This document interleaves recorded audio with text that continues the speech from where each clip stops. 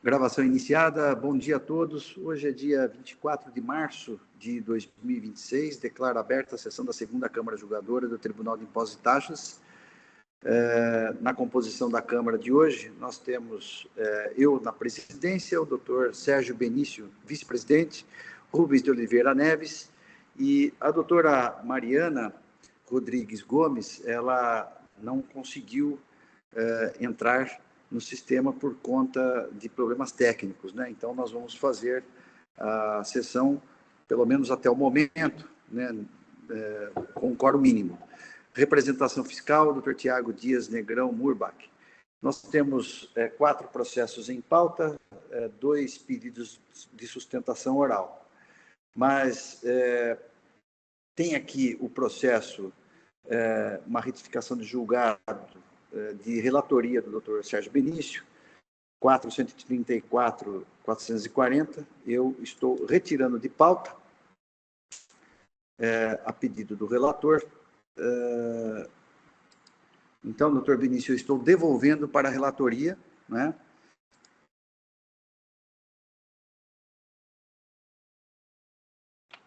O sistema, pronto, processo já devolvido, doutor Sérgio. Maravilha, muito obrigado. Então, doutor Gabriel, então o processo já foi retirado de pauta. Então, caso queira acompanhar aí a sessão, fica à vontade, mas o senhor já está liberado, né? Muito obrigado, ótimo dia. Obrigado. Passamos, então, ao próximo processo da pauta.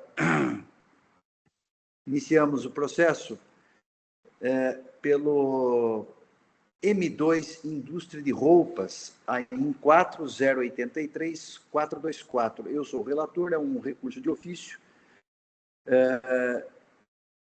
Aqui, o processo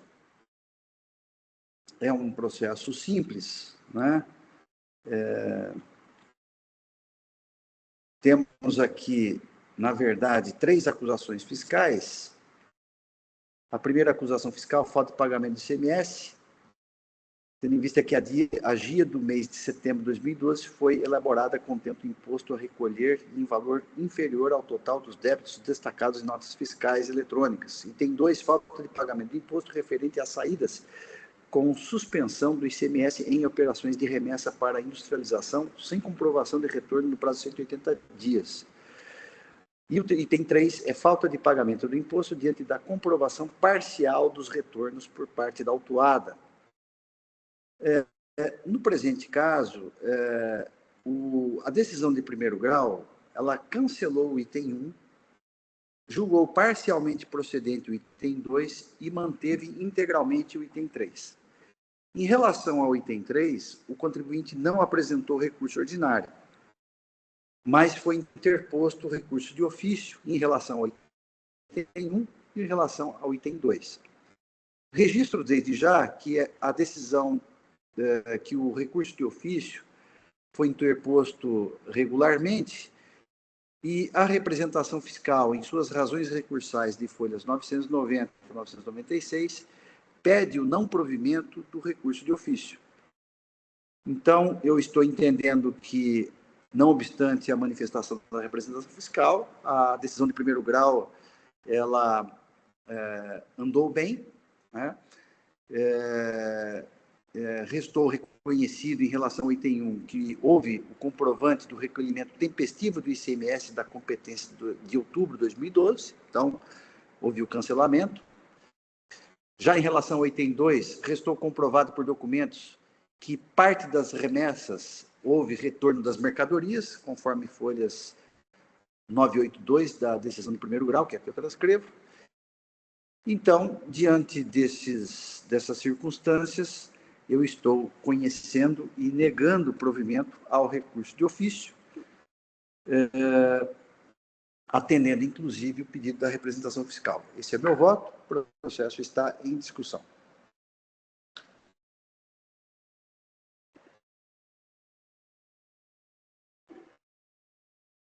Não havendo inscritos, eu estou encerrando os debates. Eu peço que os senhores juízes confirmem presença para quórum de votação.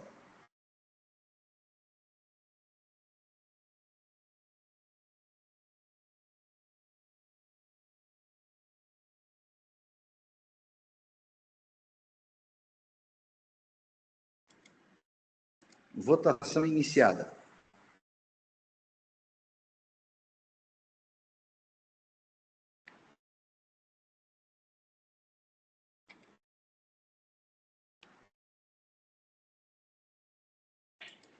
Votação encerrada.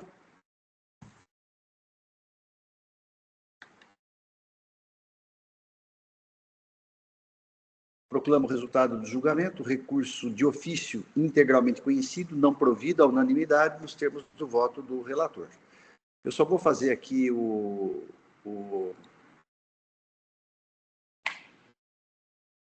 despacho para esclarecer aqui a ausência da doutora Mariana. Um minutinho só.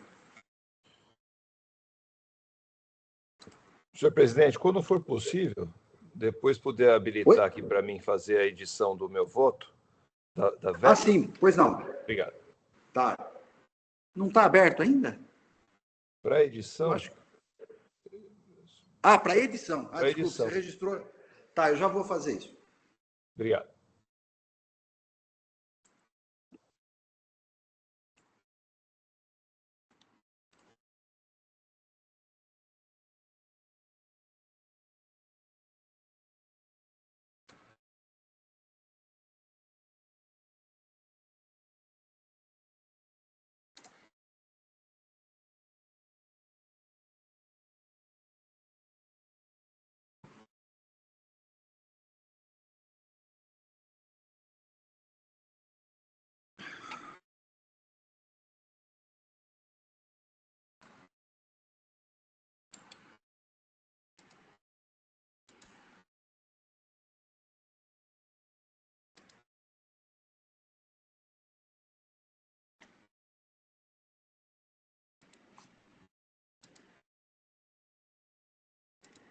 Muito bem, então, já fiz o registro aqui da ausência da doutora Mariana, então, estou, então, encerrando o julgamento.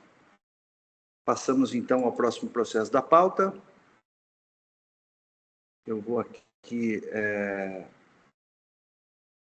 Vetron, ou Etron, eu vou editar. É esse que você precisa editar o voto? Mas não está registrado ainda. Não, já tá aqui já aberto para mim, já estou fazendo isso já. Ah, tá. Tá bom. Já está habilitado.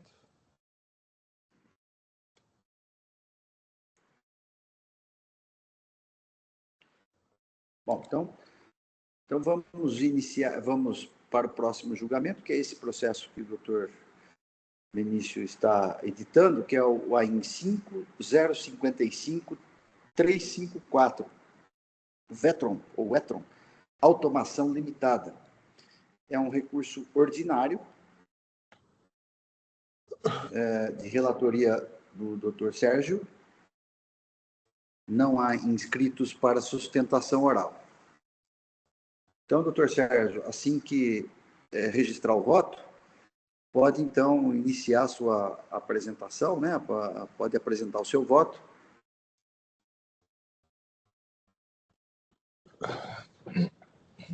Já fica com a palavra. Então, ok, já está aqui salvo no sistema.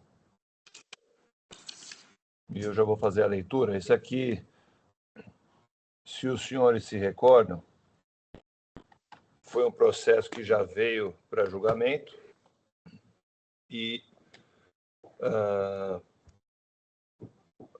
a juíza que veio substituir na época a doutora Mariana, da consultoria tributária, identificou ali em 5 notas juntadas que o CFOP de algumas delas estavam realmente considerando ali a saída para remessa futura, venda para remessa futura, né? E a primeira delas, a maior, estava dizendo que era para simples faturamento, com o CFOP realmente de simples faturamento sem o destaque do imposto. Quando eu fui verificar, o contribuinte ele não faz o cotejo. Quando ele faz a defesa, ele só junta as 4 notas de venda da mercadoria para remessa futura, onde tem que haver o destaque. Ele não junta a de simples faturamento.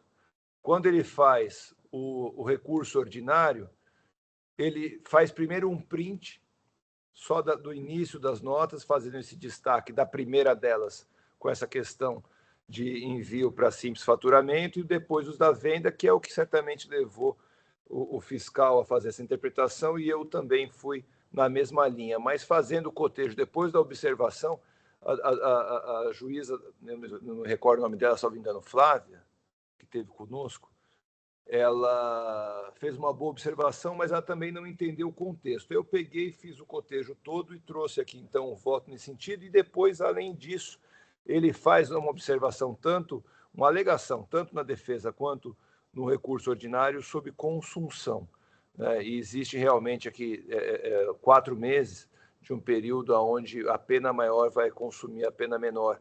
Então, eu vou fazer a leitura para os senhores aqui do voto. Eu fiz aqui fazer uma leitura resumida de um sumário que eu fiz aqui do relato, um breve relato, só para relembrar o caso. A acusação, então, é deixar de pagar ICMS por não registrar regularmente a FD. Seu item 1.1. Doutor Sérgio, desculpe, doutor Sérgio, desculpe, o registro não foi feito ainda do voto. Pelo menos não consta aqui para mim. Faltou aqui, peraí. Faltou o registro final aqui dos não conhecimento. Conhecido integralmente.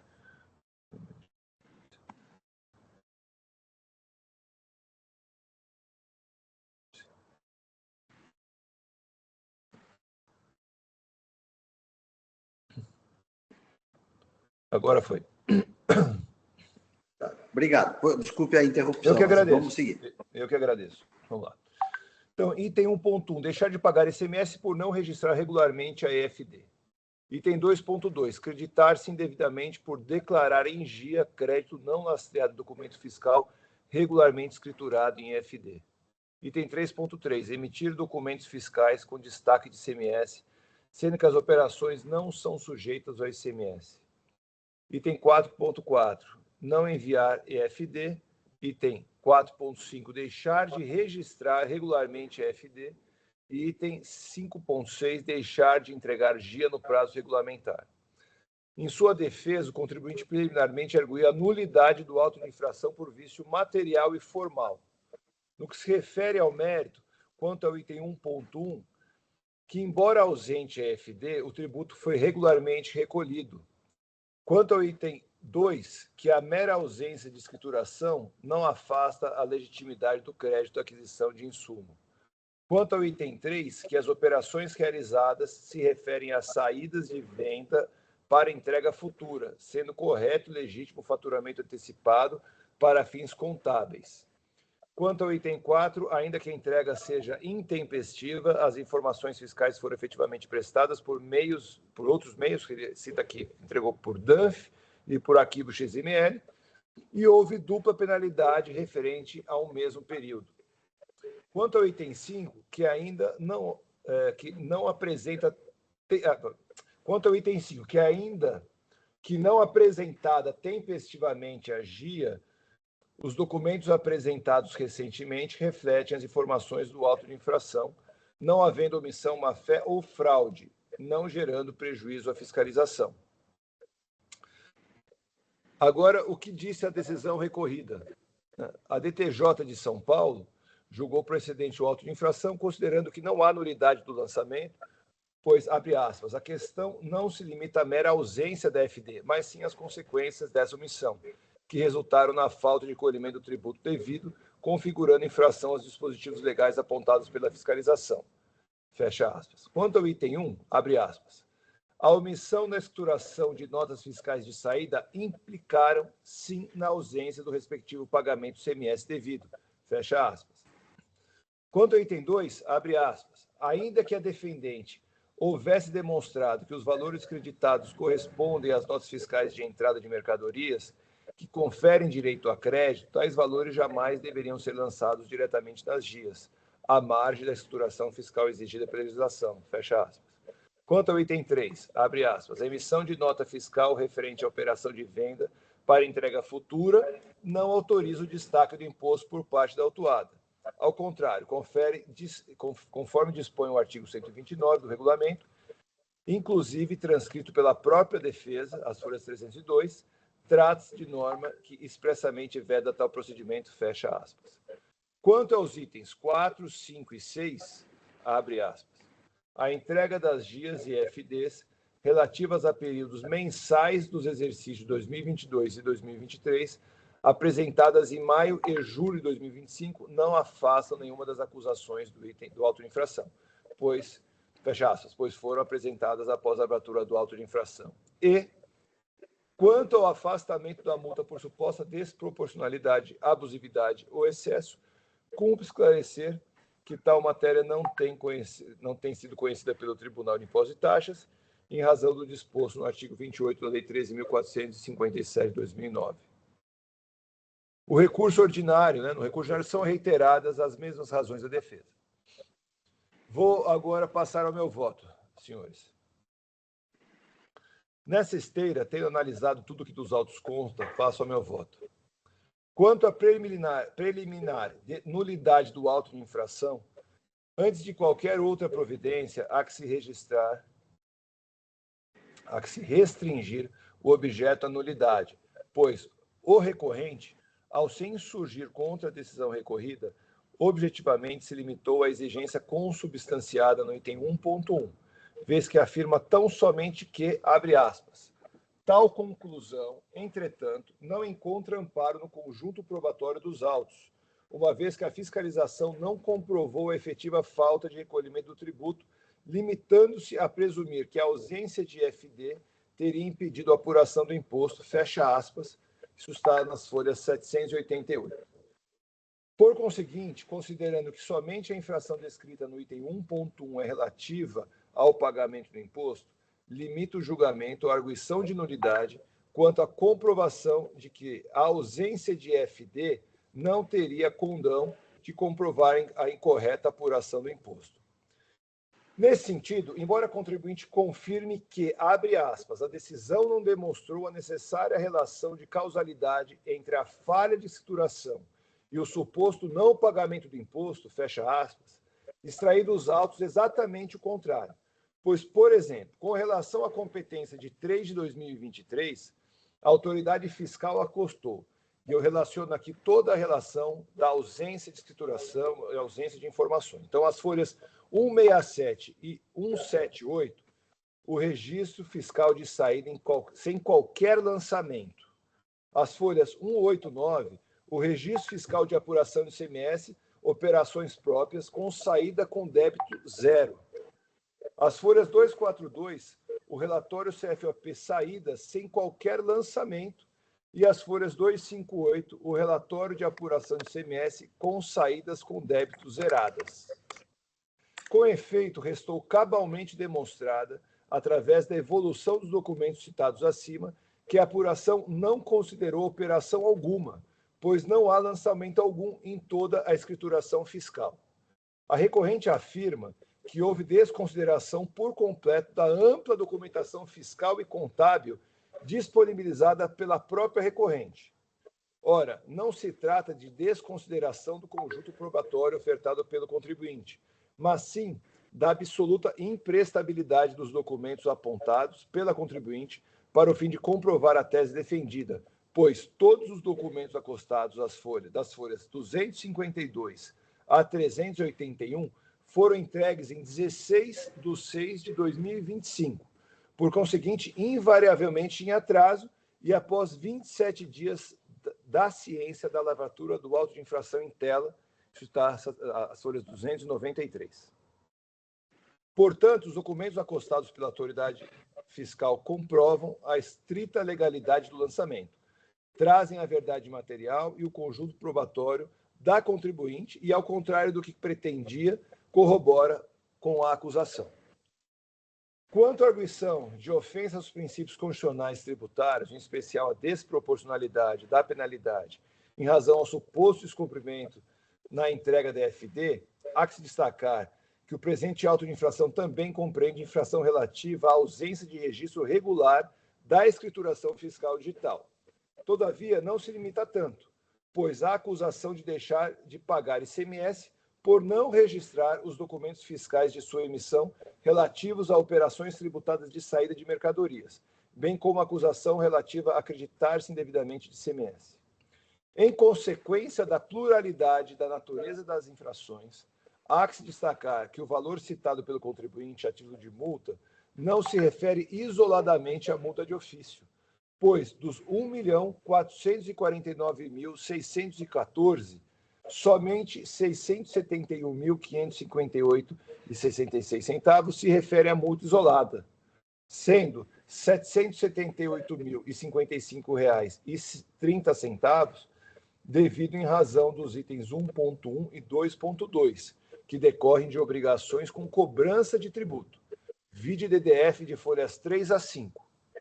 Isto posto, no presente caso, a alegação da natureza confiscatória da multa não parece prosperar, eis que o percentual empregado para o cômputo da sanção não guarda relação de desproporção com as infrações praticadas de um lado ou com as cifras tributárias lançadas de outro. Assim, não incumbe a este julgador ou mesmo a este tribunal afastar a aplicação da legislação validamente posta. Competência esta que, dado o caráter vinculado aos atos da administração pública, só pode ser exigida pelo judiciário. Superada a preliminar de nulidade, passo à avaliação do mérito das acusações. Quanto ao item 1.1, reitero as razões que motivaram o afastamento da nulidade do auto de infração, que, além de confirmarem a validade formal do lançamento, justificam a procedência da acusação quanto a esta exigência, vez que comprovam indubitavelmente os documentos fiscais elencados no anexo 1 de folhas 14, não foram escrituradas e, portanto, foram desconsideradas da apuração, ensejando assim a exigência do ICMS. Merece destaque o fato de que a apresentação da obrigação acessória após a constituição por lançamento de ofício, portanto, absolutamente fora do período de denúncia espontânea, que se encerrou com a abertura da ordem de serviço e fiscalização em 27/2 de 2025, folhas 263, não tem o condão de cancelar o procedimento fiscal. Muito pelo contrário, confirma a procedência e regularidade do lançamento de ofício. Quanto ao item 2.2, observei que a recorrente confessa a acusação na medida que não se insurge contra a mesma ao afirmar, as folhas 796, que, abre aspas, a mera ausência de escrituração não afasta a legitimidade do crédito, fecha aspas. Então, aqui existe a confissão. Ocorre, entretanto, que o regulamento determina que, aí eu venho citando o artigo 61, né, e especialmente o parágrafo 1º que vale a leitura, o direito ao crédito imposto condicionar-se-á à escrituração do respectivo documento fiscal e ao cumprimento dos demais requisitos previstos na legislação. Nessa esteira, o procedimento de apropriação de crédito será considerado legítimo à medida que possa ser comprovada a regular escrituração. Por conseguinte, não atendida a regular escrituração, a glosa do crédito apropriado é o procedimento legal e regular. A arguição de boa-fé e efetiva ocorrência da operação mercantil não explica o descumprimento da obrigação legal de escrituração fiscal. Logo, acatá-la e reconhecer a apropriação exclusivamente sob este argumento seria negar a eficácia ao parágrafo 1º do artigo 61 do regulamento que eu acabo de ler, senhores. Quanto ao item 3.3, a recorrente acostou as folhas 307 a 310, os DANFs dos documentos fiscais 5032, 5038, 5069, 5070, todos emitidos sob o CFOP 5116, indicando se tratar de venda de produto estabelecimento originado de entrega, de encomenda para entrega futura. Até aqui é interessante que o trabalho do contribuinte aqui realmente não foi claro, né? Foi aquilo que eu mencionei para os senhores, onde a doutora Flávia fez a identificação desse CFOP, entendendo que estava correta a operação. E realmente estava, mas ele não junta aqui, eu tive que fazer um cotejo com prints distintos durante a defesa, enfim, mas realmente essa parte da defesa tem pertinência. Então, vale destacar que todos os documentos de folhas 307 a 310, em suas informações complementares, referenciavam a nota fiscal emitida sob a chave de acesso, e eu cito a chave de acesso. Então, todas as informações complementares dessas notas vêm lá fazendo menção à chave de acesso, que é a chave de acesso da nota fiscal, que é de simples faturamento para entrega futura, onde não havia o destaque do ICMS. Procedimento correto.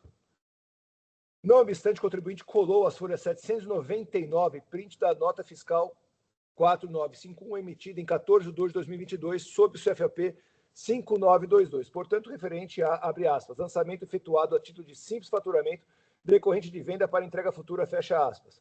Contaído no referido print, em seu cabeçalho, a chave de acesso que eu acabo de mencionar para os senhores, que consta das informações complementares das demais.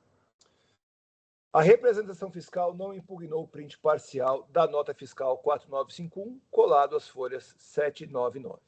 Com efeito, observo que as operações objeto do item 3.3 refletiam de fato a efetiva saída de mercadoria faturada anteriormente em 14 de 2 de 2022, sob a nota fiscal 4951.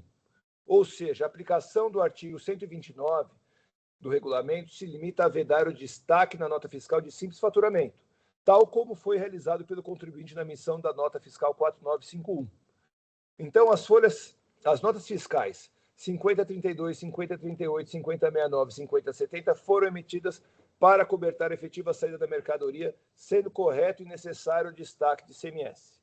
Logo, julgo que não há infringência legal, sendo a acusação improcedente, justificando assim a reforma parcial da decisão monocrática no que se refere ao item 3.3. E eu gostaria de deixar aqui registrado aqui mais uma vez a boa observação feita pela julgadora Flávia. Quanto aos itens 4.4, 4.5, 5.6, não há como acolher a alegação de não haver prejuízo ao erário, tendo em vista que a infração à legislação tributária de fato ocorreu. Apenas a título argumentativo, há que se observar que as multas punitivas têm caráter educacional e corretivo. Portanto, caso fosse reduzida a multa aplicada, seria um incentivo a novas infrações tributárias. Ademais, no que tange à sua pretensa boa-fé, melhor sorte não lhe assiste, tendo em vista que as infrações à legislação tributária se encontram sob a égide da responsabilidade objetiva, conforme prescreve o artigo 136 do CTN. A infração tributária independe da intenção do agente, se não vejamos, eu cito aqui o artigo 136, que fala da responsabilidade objetiva. Quanto à duplicidade na imposição das multas, de forma geral, não considero que as acusações consubstanciam omissões que guardam relação entre si, pois o item 4.4 se dedica à acusação de não envio de arquivo digital, enquanto o item 4.5 relata a acusação de deixar de registrar regularmente na FD operações de saída, e o item 5.6 por deixar de entregar GIAs. Portanto, em regra, são omissões absolutamente diversas. Todavia, com relação aos itens 4.4 e 4.5, observo que parte das competências listadas no item 4.4, abre parênteses, que se debruça sobre a acusação de não envio de obrigação acessória, fecha parênteses, se repetem no item 4.5, abre parênteses, que relata a ausência de registro de saída na FD, fecha parênteses. Trata-se das competências de maio, julho, agosto e setembro de 2022. No meu entender, aquele que não envia a obrigação acessória necessariamente deixou ausente os registros de saída. Portanto, julgo que as competências de maio, julho, agosto e setembro de 2022, elencadas na acusação do item 4.5, se inserem no contexto da acusação do item 4.4 e deve, assim, ser aplicada a consulção, mantendo para citadas competências exclusivamente a exigência consubstanciada no item 4.4.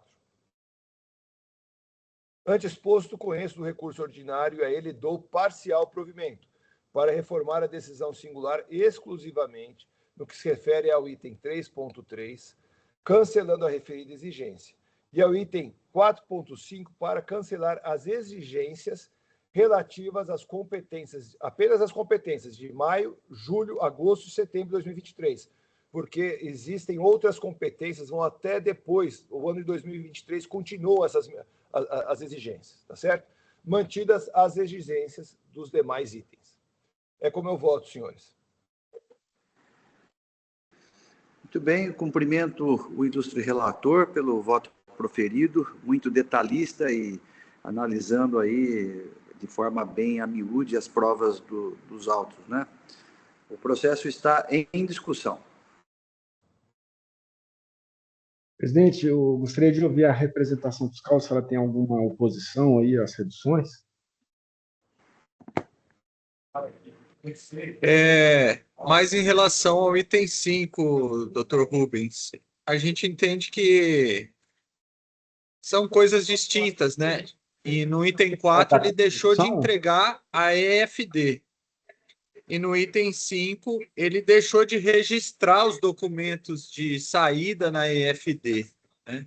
Então são condutas distintas, apartadas, né? Uma não depende necessariamente da outra para ocorrer. E, enfim, não entendemos aplicável o princípio da consunção. Quer dizer, ele podia ter não registrado os documentos e apresentado a EFD, é isso? Poderia ter enviado o arquivo, né? Poderia ter enviado o arquivo, ele não tomaria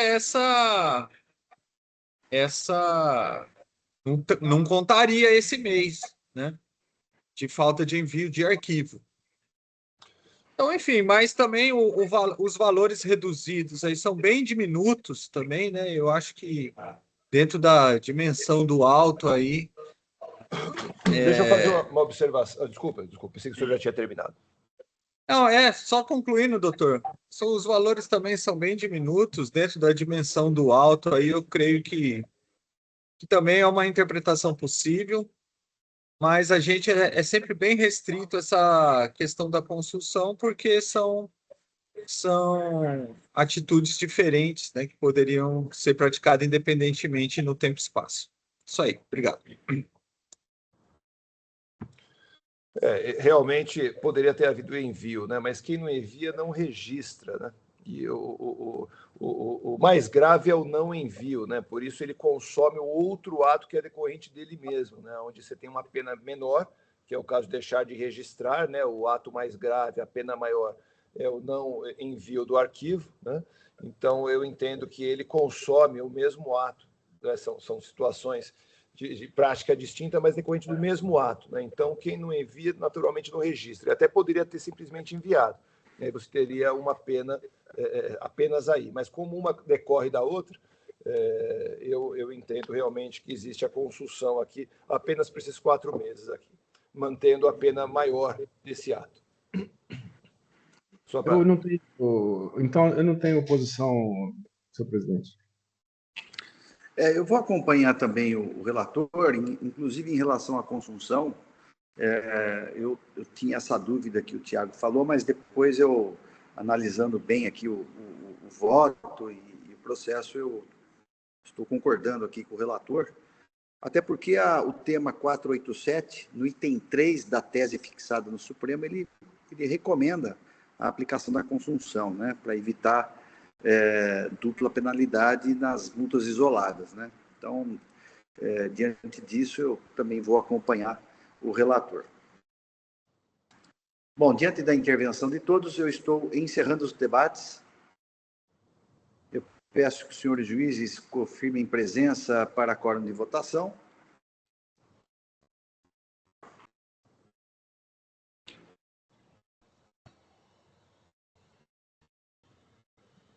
Todos presentes confirmados.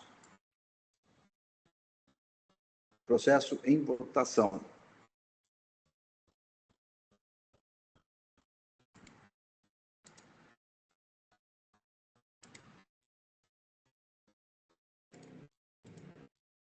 Votação encerrada. Proclamo o resultado do julgamento. Recurso ordinário, conhecido integralmente, parcialmente provido para cancelar o item 3 e parcialmente o item 5, em razão da consulção, nos termos do voto do relator.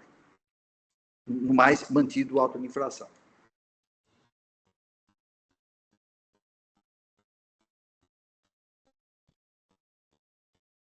Muito bem. Julgamento, então, encerrado. Passamos, então, ao último processo da pauta. Doutora Mariana infelizmente não nos alcançou. Então, vamos para o processo Aliança Agrícola do Cerrado S.A., AIN 4064080. O relator é o juiz Rubens de Oliveira Neves, é um recurso ordinário, está aqui para sustentar oralmente a doutora Jade Assad Zili. E passo, então, a palavra ao ilustre relator para que nos apresente o breve relatório. Em seguida, eu abro a palavra à ilustre relatora. Doutor Rubens, com a palavra. Senhor presidente, a acusação é de remessa de mercadoria a destinatário diverso daquele indicado na documentação fiscal. É multa, não há exigência do imposto. Esse é o autuado, né? Esse Aliança Agrícola do Cerrado, anteriormente Carol Sodré, ele remeteu óleo bruto degomado, indicando como destinatário a empresa Fórmula Comércio, Importação e Exportação, etc., etc. Empresa que simulava a sua existência em uma pequena sala comercial, normalmente desocupada, e sua inscrição foi declarada nula. Não vou entrar no voto, mas o autuado ele alega um erro de acusação, afirmando que a correta descrição seria de declaração falsa contra o destinatário, proclama sua boa-fé. Essa é a situação, senhores. Muito bem, esse é o relatório. Eu passo, então, a palavra à doutora Jade Assad Zili, para que apresente a sua sustentação oral pelo prazo regimental de 15 minutos. Doutora Jade, com a palavra. Obrigada pela palavra, cumprimento os ilustríssimos conselheiros, os nobres colegas advogados e a todos aqui presentes. Eu pretendo ser bastante breve aqui na minha exposição e destacar só alguns pontos que eu entendo que são relevantes para o julgamento desse caso. Antes de mais nada, passo só a fazer uma breve contextualização da controvérsia. Trata-se aqui, como já bem pontuado pelo relator, de um auto de infração lavrado pela cobrança de multa por suposta remessa ou entrega de mercadorias a um destinatário diverso do indicado no documento fiscal, em relação a vendas de mercadorias que foram realizadas pela Aliança Agrícola do Cerrado S.A., ora recorrente, com a empresa que, após a ocorrência das operações, e quando eu digo após, eu me refiro a quase 3 anos após a ocorrência das operações, foi considerada inexistente pelas autoridades fiscais. Bom, em primeiro lugar, eu destaco aqui que o auto de infração ele está maculado com vícios de nulidade. Isso porque a imposição da multa de suposta remessa de mercadorias a destinatário diverso, ela pressupõe a comprovação efetiva por parte do fisco de que as mercadorias foram, de fato, entregues a um terceiro distinto daquele indicado na nota fiscal. Trata-se de uma infração, portanto, que a materialidade já pressupõe a comprovação de que a mercadoria, de fato, ela deveria ter sido entregue no local X, indicado no documento fiscal, e, na verdade, ela foi entregue a um local Y. E esse tipo de prova pode ser produzida, por exemplo, com depoimentos do motorista, dizendo que ele foi instruído a deixar essas mercadorias no local diferente, termo de lavratura circunstanciado da operação, e nada disso ocorreu no caso. O que se observa, na verdade, é que o fisco utilizou exclusivamente a declaração de inexistência dessa empresa terceira, que em nada tem a ver com a recorrente, e aplicou efeitos retroativos a essa declaração de inexistência e autuou a recorrente. E aí, aqui, só para finalizar essa parte da nulidade, eu destaco que, ainda que se admitisse para argumentar que a recorrente, de fato, merece ser autuada por algum tipo de conduta, fato é que jamais poderia ter sido autuada pelo erro, pela indicação de multa, pela remessa de mercadoria e destinatário diverso indicado no documento fiscal. Porque, quando muito, a situação fática que foi descrita pela fiscalização, na verdade, se refere a uma declaração falsa quanto ao estabelecimento de destino da mercadoria, e não a penalidade que foi efetivamente aplicada no caso em tela. E ainda que a gente superasse essa questão, fato também é que a recorrente apresentou um robusto e amplo conjunto probatório que demonstra não apenas a efetiva ocorrência das operações, mas que também a empresa se cercou de todas as cautelas e precauções que estavam ao seu alcance para verificar que a empresa em questão estava ativa e regular à época das operações. E aí eu destaco aqui alguns dos documentos que foram juntados nos autos nesse sentido. Com prova de que as operações de fato ocorreram, foram juntados os comprovantes de pagamento das mercadorias, uma planilha demonstrativa dos valores recebidos por contrato, notas fiscais de venda, nome do motorista. Destaco também que as vendas foram efetuadas todas na modalidade FOB, as placas dos veículos que pelos quais foram realizados os transportes. E como prova de que a empresa se cercou das cautelas para verificar que a empresa de fato estava ativa e regular à época das operações, foram apresentados o comprovante ao Sintegra, que à época apontava que a empresa estava ativa durante a ocorrência das operações, e a ficha cadastral com todos os dados que foram colhidos em relação a essa empresa terceira no momento das operações. Todos esses elementos, ilustres conselheiros, demonstram que não apenas as operações efetivamente ocorreram, como também, como eu mencionei, que a empresa a Aliança Agrícola se cercou de todas as precauções que estavam ao seu alcance para verificar que essas operações, que a empresa terceira estava ativa e regular à época das operações. E certo é, portanto, que deve ser aplicado o entendimento do Superior Tribunal de Justiça, no caso em tela, segundo o qual o terceiro de boa-fé não pode ser responsabilizado diante da posterior declaração de inidoneidade de uma empresa terceira. Assim, reitero aqui o pedido formulado no recurso ordinário para que a autuação seja anulada e, caso assim não se entenda, seja julgado totalmente improcedente. Muito obrigada. Cumprimento a doutora Jade pela sustentação oral, muito clara na sua exposição e com objetividade. Eu passo, então, a palavra ao ilustre relator, Dr. Rubens de Oliveira Neves, para apresentar o seu voto. Dr. Rubens, com a palavra. Obrigado, presidente. Então, o autuado do Aliança Agrícola do Cerrado, anteriormente Carol Sodrú, remeteu óleo bruto degomado, um valor de praticamente R$2 milhões, indicando como destinatária a empresa Fórmula, empresa que simulava sua existência através de locação de pequenas salas comerciais, normalmente desocupadas ou raramente ocupadas, com quadro societário composto por pessoa interposta. A inscrição estadual da Fórmula foi declarada nula pela simulação de sua existência. O autuado alega erro de acusação, afirmando que a correta descrição da infração seria de emissão de documento fiscal, considerando declaração falsa quanto ao destinatário. No caso em exame, como veremos, restou comprovado que a mercadoria não foi remetida para o destinatário indicado na documentação fiscal, o qual não operava no endereço indicado. Além disso, em se tratando de uma pequena sala comercial, o local indicado como destino não teria condições físicas de receber dezenas de toneladas de óleo bruto degomado. O produto, então, ele foi necessariamente enviado a outro destinatário. Então, a subsunção dos fatos, a norma apontada como infringida na acusação fiscal. Abrindo aspas aqui, não se é possível exigir do fisco ele indique o local onde realmente a mercadoria foi entregue, bastando, né, está aqui comprovado que ela não foi entregue no destinatário indicado na documentação fiscal.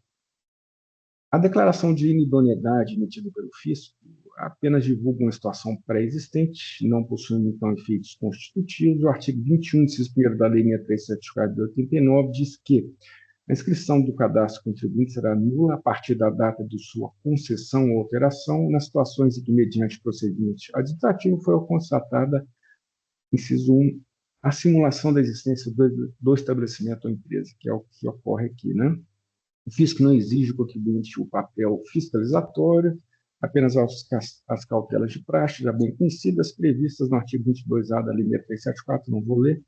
E na presente acusação fiscal, não é necessário comprovar eventual conluio entre o autuado e o suposto destinatário, nos termos do artigo 136 do CPM. A representação fiscal ela se opõe à análise de boa-fé nesse caso, porque não se trata de crédito indevido, mas é meu entendimento que aplica-se, né, também a esse caso, aplica-se em relações, né, comerciais, onde o autuado se situa como adquirente ou como o vendedor, né, porque essas situações ocorrem em função da inidoneidade do parceiro comercial. Então, eu entendo que se a crédito devido vale para remessa também, ainda mais quando não há nem imposto exigido no auto de infração, tá certo? Contudo, não, a meu ver, o contribuinte ele não comprova sua boa-fé nesse caso, porque ele trouxe o seguinte, ele trouxe comprovante de recebimento das vendas efetuadas, TEDs efetuadas a partir de uma conta bancária realmente da Fórmula. Ele trouxe consulta cadastral realizada à época. Realmente uma consulta cadastral referente ao cadastro junto a uma cooperativa. Ela estava cadastrada junto a uma cooperativa lá. Tá certo? Ok. Uma planilha demonstrativa dos valores recebidos por contrato referente às já mencionadas transferências bancárias, notas fiscais de venda ao cliente fórmula, autorização de carregamento, nome do motorista, da empresa contratada pelo idôneo, placas, etc., etc.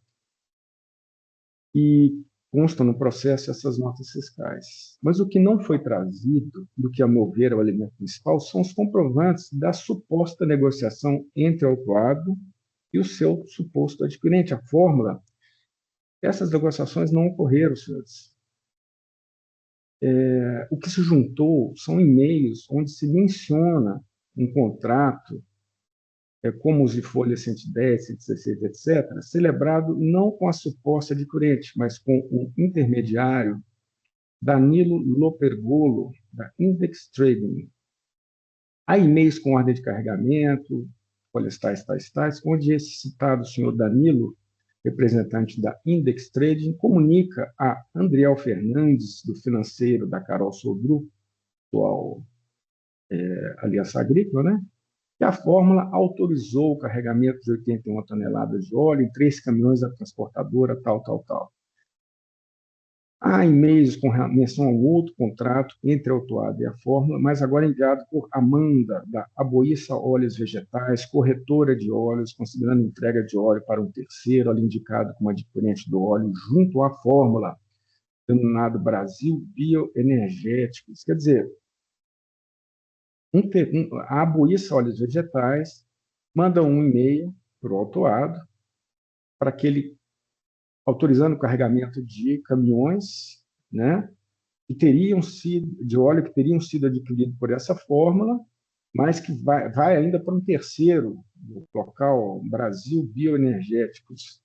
Então, a situação é nebulosa, né, e os indícios de fraude também, porque o autuado não negociou diretamente com a fórmula, mas com Danilo Lopergolo, da Index Trade, não se certificou da existência ou regularidade da empresa que indicou como destinatária na documentação fiscal, como exige o artigo 22A da Lei 6374. Os canhotos de recebimento, como é praxe aqui, FOB, né, são assinados pelos próprios motoristas das transportadoras. Eventuais contratos juntados, como as folhas tais, não estão assinados pelo comprador. E o fato é que o autuado não negociou as vendas com nenhum representante da fórmula. As ordens de carregamento nas folhas tais, contêm o endereço do suposto destinatário, invariavelmente em branco. E eu entendo que o endereço do destinatário indicado pelo autuado na documentação fiscal já é suficiente para escancarar uma fraude, na medida que o recorrente tinha ciência. É impossível descarregar várias carretas com óleo em uma sala comercial. E o fato de haver transferências bancárias provenientes de uma conta aberta em nome da fórmula não comprova isoladamente a boa-fé do vendedor. Quer dizer, comprova apenas que quem arquitetou a fraude abriu uma conta bancária em nome dessa empresa fantasma, né? Para dar uma maquiada melhor ali na coisa toda. Então, eu entendo que, nesse caso aqui, eu avalio a boa-fé, mas entendo que não é possível, né, reconhecer boa-fé quando o autuado sequer entrou em contato com esse suposto comprador, ou com o vendedor, ou com quem quer que seja, né? Se ele nem entrou em contato, se ele negociou através de corretores, que dirá se certificar da regularidade fiscal desse parceiro, né? Então, entendo que não há provas de boa-fé nesse caso. Quanto ao pedido de aplicação do artigo 85A da Lei 6374, o seu parágrafo 2º declara que não se aplica o disposto a esse artigo nas hipóteses de dolo, fraude ou simulação.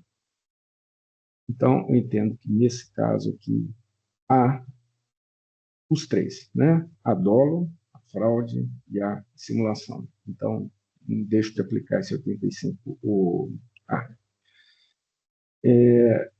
Inicialmente, pela remessa de várias toneladas de óleo, consignando uma sala comercial como destino da mercadoria, onde seria manifestamente impossível receber o produto, demonstrando assim que a recorrente ou sabia ou necessariamente tinha conhecimento, né, ou deveria saber, que o óleo seria descarregado em outro local, diferente daquele que está escrito na documentação fiscal. Pesa em seu desfavor o fato de que não houve negociações com o suposto adquirente, na medida que todas as negociações eram intermediadas por Danilo, da Index Trading, ou por Amanda, da Aboíça. Além disso, as informações trazidas pela douta representação dos códigos florestais apontam a contumácia do autuado na mesma conduta ilícita, pois já havia, naquele momento, no mínimo, outros 7 autos de infração lavrados contra recorrentes sobre a mesma acusação, qual seja remessa de mercadoria a destinatários diversos dos indicados nos documentos fiscais. Essa conduta ilícita, sistemática e continuada caracteriza dolo. Doutor José Pérez, o senhor está conosco? Eu caí o meu Teams, mas eu voltei rápido, mas eu estou lendo aqui o seu voto. Fica tranquilo. Então tá bom. Então, multas aplicadas na legislação, atualização do seu valor básico, súmula 13, não se aplica o 527A, atendo ao apelo do contribuinte para limitar a taxa de juros à Selic, de forma que conceda o provimento parcial ao recurso unicamente em relação à taxa de juros. É o voto, senhores. Muito bem. A proposta do Dr. Rubens é conhecido e parcialmente provido. Consta aqui do registro do voto, né?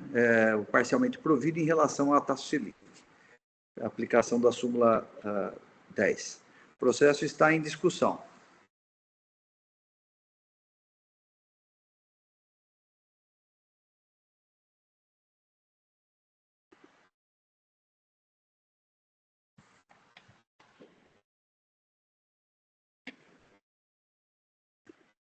Doutor Sérgio, deixa eu ver aqui.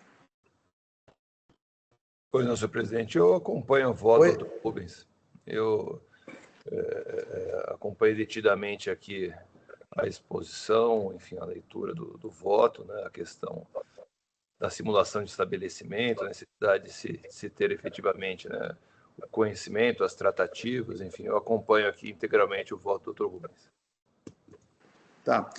Dr. Rubens, eu estava olhando aqui o processo, eu queria pedir licença para pedir vistas do processo. Eu tenho aqui algumas dúvidas, porque o seu improvimento, assim, principalmente se deu por conta da questão da tratativa comercial, né? Exato. Verifico aqui ele juntou documentos de folhas, salvo engano, 68 e seguintes, acho que juntou quase 200 e tantos documentos, que eu queria dar uma olhadinha melhor nessa questão das tratativas. Sim. Porque assim, eu não estou assim confortável aqui para acompanhá-lo nesse momento, né? Eu só queria dar uma olhada melhor. Eu entendi aí a sua linha de raciocínio, então eu prometo aqui devolver o quanto antes aqui o voto vista para que a gente possa prosseguir no julgamento, ok? Perfeito. Então, eu estou aqui solicitando vistas, doutora Jade. Então, o processo vai sair em vista, ok? Perfeito, obrigada. Obrigado.